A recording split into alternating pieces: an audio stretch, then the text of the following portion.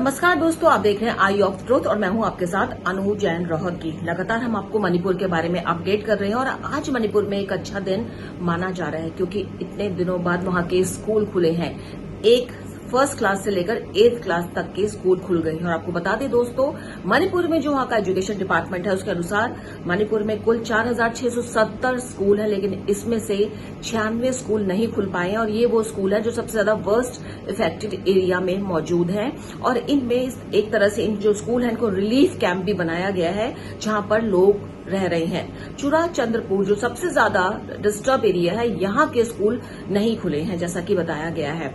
और लेकिन दोस्तों अच्छी बात है, लेकिन इसके साथ साथ एक बहुत अहम बात है जिस पर आज हम यहाँ पर चर्चा करने वाले हैं। और इस तरफ मणिपुर में जो बड़े बड़े लोग हैं, जो पेरेंट्स हैं और सरकार हैं, जो एनजीओज हैं, जो डॉक्टर्स हैं, उनको ध्यान देने की जरूरत है। इस समय मणिपुर में स्कूल खुल गए हैं, लेकिन वहां पे जो अटेंडेंस है जो बताई जा रही है, अलग अलग स्कूलों में अलग अलग स्टैंडर्ड्स देखी जा रही है। 5 से 10% अटेंडेंस है। शुरुआत हुई है, एक अच्छा कदम है, इसको ठीक माना जा रहा है। लेकिन जो बच्चे स्कूलों में पहुंचे हैं वो बताया जा रहा है उनमें से कई बच्चे ऐसे हैं जो बहुत ज्यादा डरे हुए हैं क्योंकि मणिपुर से हमको लगातार फीडबैक मिल रही है। वहां के लोग हमें लिख रहे हैं, वहां पे जो कुछ एनजीओज लगातार काम कर रहे हैं उनसे हमारी बातचीत हो रही है, जो लगातार संपर्क में है इन लोगों के।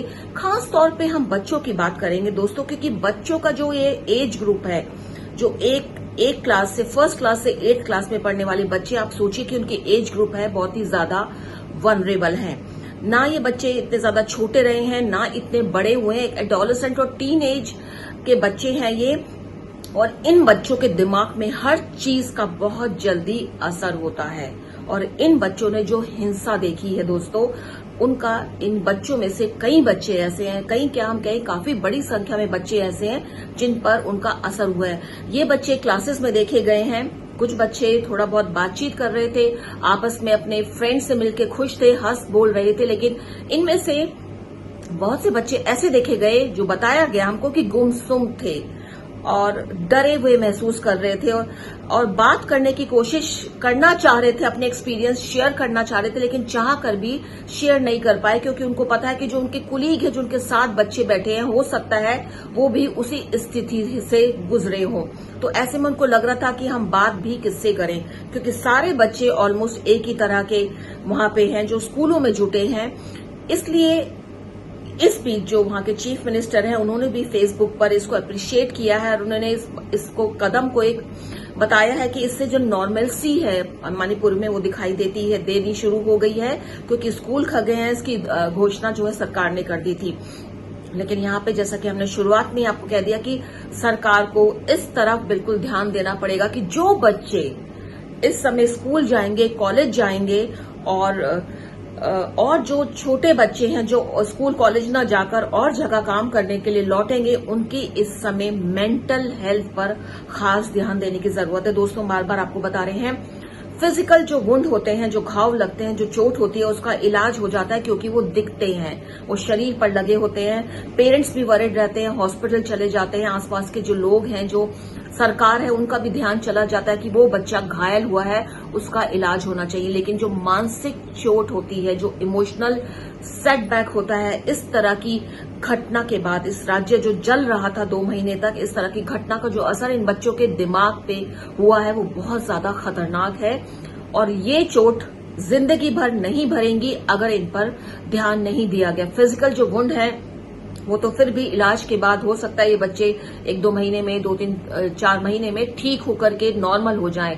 फिजिकल जो उनकी चोट हुई है, लेकिन जो मेंटल ट्रॉमा है, अगर उसको इस समय डील नहीं किया गया तो आगे चलकर बहुत ज्यादा बुरा हाल होगा। और जैसा कि हमने आपको पहले भी बताया था कि राहत शिविर में कुछ जो लोगों ने इन बच्चों से बात करी, उनके पेरेंट्स ने बताया, जो आसपास लोग हैं, कि कई बच्चे ऐसे थे कि रात को चीख कर उठ जाते थे क्योंकि उनको नाइटमेयर्स आने शुरू हो गए थे। और ये बहुत ही कॉमन सिम्टम है ऐसे बच्चों का जो बच्चा ट्रॉमा से गुजरता है। और ट्रॉमा कई तरह के होते हैं दोस्तों। ट्रॉमा ये नहीं है कि राज्य जल रहा है, आग लग गई है, आगजनी हो रही है, वो ट्रॉमा है। कई बार इलाके में बम ब्लास्ट हो जाता है, कई बार पेरेंट्स की आपस में बहुत ज्यादा लड़ाई होती है, मारपीट होती है, हत्या हो जाती है घर के अंदर, वो ट्रॉमा भी बच्चों के दिमाग में रहता है। कई बार बाहर सड़क पर कोई दुर्घटना बच्चा देख लेता है, वो ट्रॉमा उसके दिमाग में रहता है और सपने में, अनकॉन्शियस माइंड में उसके दिमाग में रहता है और ऐसे में सपने में वो दिमाग को परेशान करता है और बच्चों को नाइटमेयर आने शुरू हो जाते हैं। ऐसे बच्चे बहुत देखे गए हैं कि वो रात में फिर उनका, जो बच्चे बिल्कुल नॉर्मल लाइफ लीड कर रहे होते हैं, रात में वो बिस्तर गीला शुरू कर देते हैं करना डर के मारे।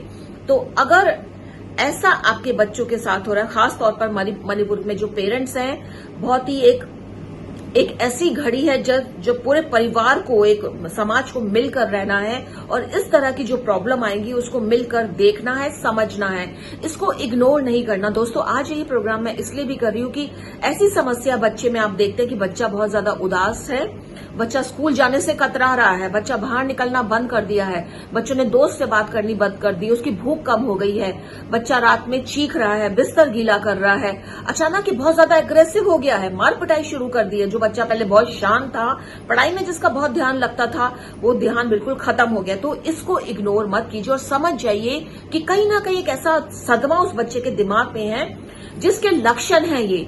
आप इसको बिल्कुल इग्नोर मत कीजिए और ये मत सोचिए कि आप इसको इग्नोर करेंगे और बच्चों के साथ थोड़ी बहुत मार पिटाई और डांटेंगे उसको कि वो ऐसा क्यों कर रहा है, तो आप सोचेंगे समस्या का समाधान हो गया। हो सकता है बच्चा थोड़े बहुत दिनों के लिए डांट सहकर आपकी या डर के मारे थोड़ा सा नॉर्मल होने की कोशिश करे, वो दिखाए कि वो नॉर्मल हो गया है, लेकिन वास्तव में वो नॉर्मल नहीं होगा और उसका जो ये सदमा है ये अंदर ही अंदर बैठता जाएगा और ये बढ़ता जाएगा आगे आगे।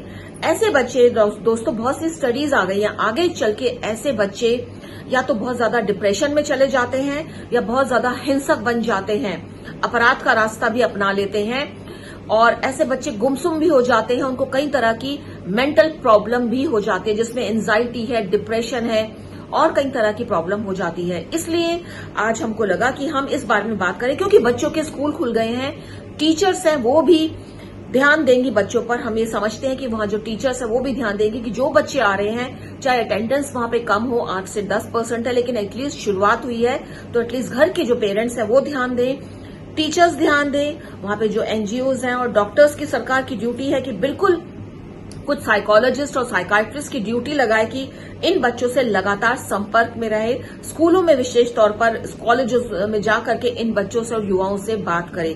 ये हमारी सरकार की ड्यूटी बनती है, क्योंकि ये पता चला है कि जो इफेक्टेड एरियाज हैं उनमें जो मकान जलाए गए हैं उनकी मरम्मत हो गई है और इसी कारण 9th से 12th तक के बच्चों का स्कूल नहीं खोला गया है।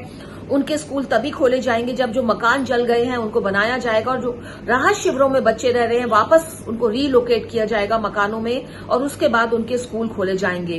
तो ऐसे आप एक के बाद एक कैटेगरी में सरकार खोल रही है। एक अच्छा कदम है, एक समझदारी का कदम है कि पहले छोटे बच्चों का स्कूल खोला गया जो माँ बाप के साथ ही थे, लेकिन बड़े बच्चे जो बिछुड़ गए हैं, जिनके पेरेंट्स इस झगड़े में अलग हो गए हैं, राज शिविरों में रह रहे हैं, उनके स्कूल बाद में खोले जाएंगे जिससे इकट्ठे बच्चे वहां पर आ सकें। और 9-12 की स्टडी, 9 से 12 तक की स्टडी भी ज्यादा होती है, इसलिए सरकार इस बात का ध्यान रख रही है कि बच्चे जो है इकट्ठा उनका स्कूल खोला जाए, जिनके बच्चे एकदम नॉर्मल वहां पे हालात और बच्चे जो 9-12 के जाएं और रिज्यूम कर सके अपनी स्टडी, लेकिन उनकी भी मेंटल हेल्थ पर पूरा ध्यान देना पड़ेगा और ये बात बहुत जरूरी है जिस पर ध्यान देना है।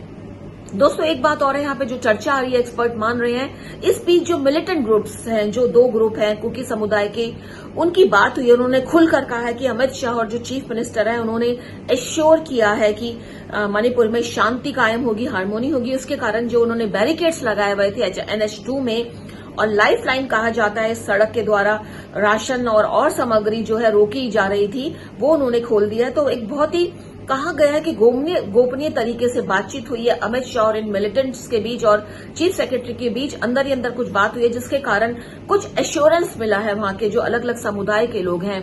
और बीच बीच में जो है वीरेंद्र सिंह खुद ऐसे समुदाय को से बात कर रहा है, बाकायदा लोगों को अलग अलग ग्रुप्स में बुला रहा है, उनकी कंडीशंस जानने की कोशिश कर रहा है। और ये भी बात है जो हाल में कुछ ग्रुप्स का कहना था कि कुकीलैंड की मांग जो बीच में उठी थी, 1980 में सबसे पहले कुकीलैंड की मांग उठी थी और इस बीच दोबारा एक कुकीलैंड की मांग जो है सिर चढ़ी थी, लेकिन वीरेंद्र सिंह ने सिरे से खारिज कर दिया। उन्होंने कह दिया कि वो मणिपुर को डिवाइड नहीं होने देंगे, मणिपुर को जोड़ के रखेंगे। और दोस्तों, जितना ज्यादा हम डिवीजन की बात करेंगे उतना ज्यादा मुटाव होता है। और जब डिवीजन होता है किसी राज्य का, दोस्तों अगर वो बहुत बड़ा राज्य है तो वो जस्टिफाई होता है कि चलो वहां पे संसाधनों की कमी है, सर्विसेज नहीं पहुंच रही है, मैनेज नहीं हो पा रहे। लेकिन जब छोटे छोटे राज्यों का डिवीजन हो जाता है तो उसमें विकास कार्य बिल्कुल रुक जाता है। ये बात समझनी पड़ेगी। संसाधन जो होते हैं एक राज्य में, एक डिवीजन में एक जगह ज्यादा चले जाते हैं, एक में कम चले जाते हैं, स्कूलों का बंटवारा हो जाता है। जो टैलेंट होता है, जो मैन पावर होती है, वो भी डिवाइड हो जाती है, कहीं ज्यादा चली जाती है, कहीं कम कर, और इससे जो उस राज्य का विकास है वो बिल्कुल खत्म हो जाता है। तो डिवीजन में किसी की भलाई नहीं है। इसलिए दोस्तों, जो समुदाय मणिपुर में रह रहे हैं, चाहे वो कुकी हो, मैतई हो, और समुदाय हो, मुस्लिम हो, क्रिश्चियन हो, हिंदू हो, जनजातियां हो, SC ST हो, उनको सोच समझ के आपस में मिल बैठ के रहना है। और कुछ स्वार्थी तत्व उनको जो भड़का रहे हैं, जो हमारी इंटेलिजेंस बार बार आगाह कर रही है कि बाहर के लोग हैं वो, क्योंकि चीन पूरी फिराक में रहता है नॉर्थ ईस्ट में गड़बड़ी फैलाने के लिए, तो किसी के बहकावे में ना आए। छुटपुट घटनाएं हो रही हैं, सेना को सहयोग दें, पैरामिलिट्री फोर्सेस को सहयोग दें। और कोई भी शिकायत है, आजकल तो सोशल मीडिया इतना ज्यादा एक्टिव है, आप सोशल मीडिया पे पोस्ट कर सकते हैं, फेसबुक पर डाल सकते हैं, मेल लिख सकते हैं, डायरेक्ट गवर्नमेंट को मेल लिख सकते हैं, क्योंकि आजकल ये सब चीज बहुत ज्यादा एक्टिव है। लेकिन आप खुद उनके सामने उनका विरोध ना करें, उनके काम में रुकावट पैदा ना करें। उनसे आपको कोई गिला शिकवा है, उसकी शिकायत आगे तक पहुंचाएं। दोस्तों, मणिपुर के हालात की हम लगातार आप तक जानकारी दे रहे हैं, क्योंकि वहां से हमको फीडबैक मिल रही है। कुछ NGOs वहां काम कर रहे हैं, कुछ लोग हैं जो हमसे लगातार संपर्क में हैं और वो बता रहे हैं वहां की सिचुएशन। और ये प्रोग्राम खास तौर पे आज इसलिए किया है हमने, क्योंकि बच्चों ने स्कूल जाना शुरू कर दिया और जल्दी बड़े बच्चे भी जाएंगे, कॉलेज भी खुलेंगे। इन बच्चों के मेंटल हेल्थ की हमें और सरकार को, NGOs को, डॉक्टर्स को खास ध्यान रखना है। ये हमें इस बात को बिल्कुल इग्नोर नहीं करना है। उम्मीद है हमारा ये प्रोग्राम आपको पसंद आया होगा और आप देखते रहिए हमारा चैनल आई ऑफ ट्रुथ, जो आप तक पहुंचाता है सही सटीक खबरें। हमारे चैनल आई ऑफ ट्रुथ को सब्सक्राइब कीजिए YouTube पर, इसे फॉलो कीजिए Facebook पर, Instagram पर, Twitter पर और कू पर। हमारे चैनल के बारे में फीडबैक देने के लिए हमें मेल कीजिए ioftruth.6@gmail.com पर।